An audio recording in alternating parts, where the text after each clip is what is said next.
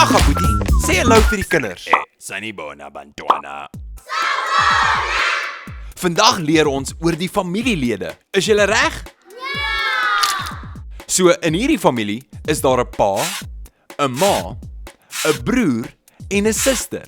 Kom ons leer nou die woorde in isiZulu. Weet julle wat die woord is vir pa in isiZulu? Dis reg, dis ubaba.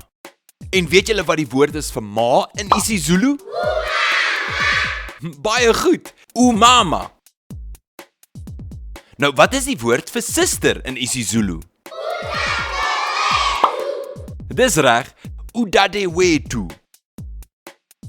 En wat is die woord vir broer in isiZulu? Baie mooi, umfowethu. Nou, in hierdie familie is daar ook 'n kat. Wat is die woord vir kat in isiZulu? Dis reg, ikati. Nou, wat is die woord vir hond in isiZulu? Baie mooi, inja. So, ons het ubaba, umama, umfowethu, udadewethu, inja en ikati. Nou het jy die woorde geleer vir familielede. Totsiens Abuti, totsiens kinders. Sien julle volgende keer.